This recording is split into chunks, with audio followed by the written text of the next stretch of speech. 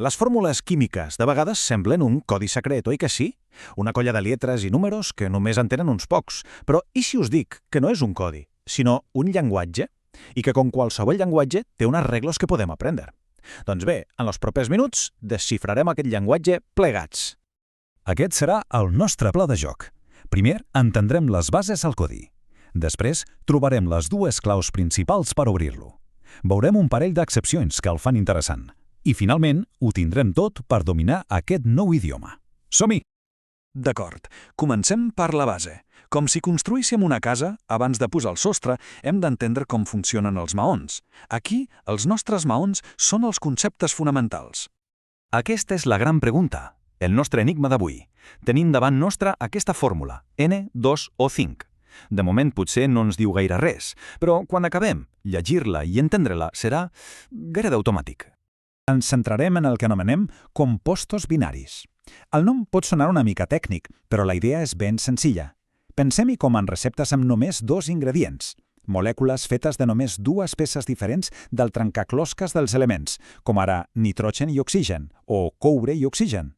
Són les construccions més bàsiques del nostre codi. Molt bé, ara que tenim els maons, necessitem la primera eina per començar a construir. I aquesta eina, la nostra primera clau mestra per desxifrar noms, són els prefixos. La idea d'aquest sistema és genial per la seva simplicitat. De veró, només hem de comptar quants àtoms de cada element hi ha i posar-li una paraula al davant, un prefix, vaja. Si veiem un 2, diem di, si veiem un 5, diem penta, és pràcticament comptar i llegir. Vinga, anem a provar-ho pas a pas amb un exemple. Tenim Q2O. Primer de tot, identifiquem els jugadors. Q és coure, O és oxigen. Perfecte. Segon pas, mirem els números petits, els subíndexs. Veiem un 2 al costat del coure i al costat de l'oxigen, res. Quan no hi ha res vol dir que n'hi ha un. Ara només cal traduir. Un oxigen és mono, dos coures són di. Ho ajuntem tot i tenim monòxid de dicoure. És com construir amb peces de Lego. Aquí es veu perfectament el mecanisme. Cada part de la fórmula té la seva traducció directa al nom. L'oxigen solitari ens dona el mono i la parella de coures ens dona el di. El resultat final, monòxid de dicoure. Lògica pura. I el millor d'aquesta clau és que és universal.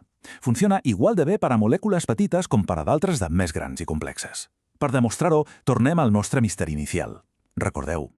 I aquí el tenim, N2O5. Apliquem la nostra clau, el 5 de l'oxigen es tradueix com a penta, el 2 del nitrogen com a di. Ho posem en ordre i... voilà! Pentòxid de dinitrogen. Misteri resolt. O, si més no, resolt amb la nostra primera clau. Perquè resulta que la química, com qualsevol bon idioma, té sinònims, i a més d'una manera de dir el mateix. Anem a descobrir, doncs, la nostra segona clau. Un sistema que fa servir nombres romans. Aquest segon mètode, el sistema d'estoc, és especialment útil quan un element té, diguem-ne, múltiples personalitats. És a dir, pot formar enllaços de diferents maneres. En lloc de comptar els àtoms, el que fem aquí és indicar directament la seva càrrega elèctrica dins la molècula, el que anomenem estat d'oxidació.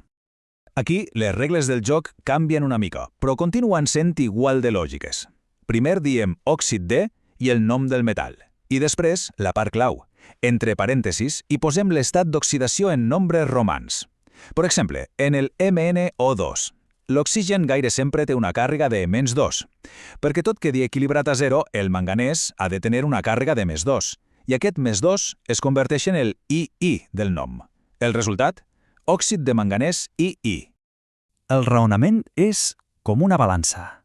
L'oxigen, en aquests compostos, gaire sempre posa un -2 a un costat. Per tant, per equilibrar-ho, el manganès ha de posar un +2 a l'altre. I aquest +2 és exactament el que representa el nombre romà I. És una manera de donar-nos una pista sobre com s'estan repartint les càrregues. I tornem al nostre N2O5 un altre cop. Com seria amb aquest sistema? Doncs seria òxid de nitrogen 5. D'on surt aquest 5? Fàcil, tenim 5 oxígens, cadascun amb càrrega -2.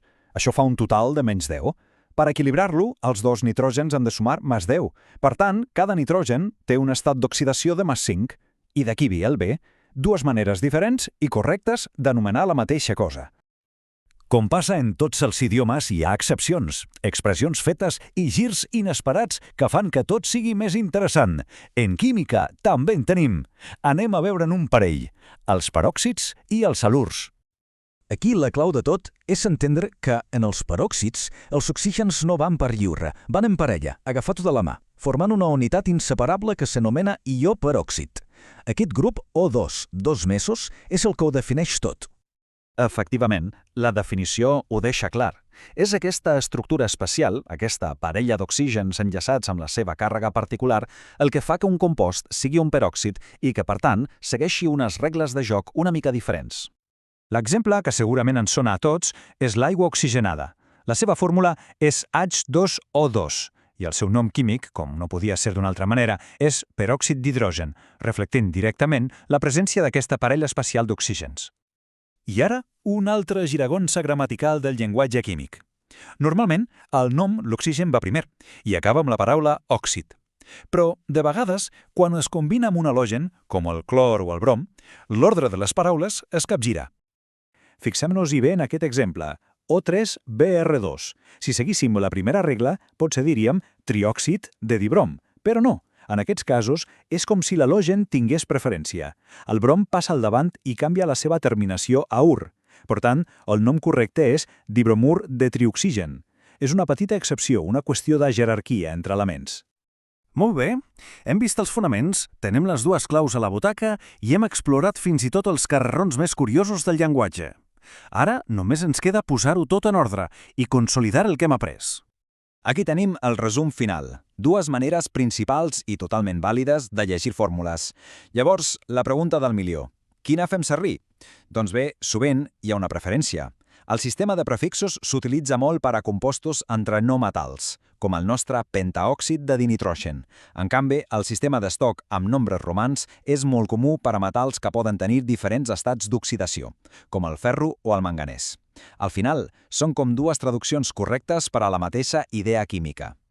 El que hem vist és que allò que a primer cop d'ull semblava un codi impenetrable, en realitat és un sistema amb la seva pròpia lògica i bellesa. Aprendre a llegir fórmules químiques és en essència aprendre un nou idioma. I això ens porta a una última reflexió. Ara que tenim les eines per desxifrar el llenguatge de les molècules, quin altre codi complex que ens envolta seria fascinant poder entendre i desxifrar?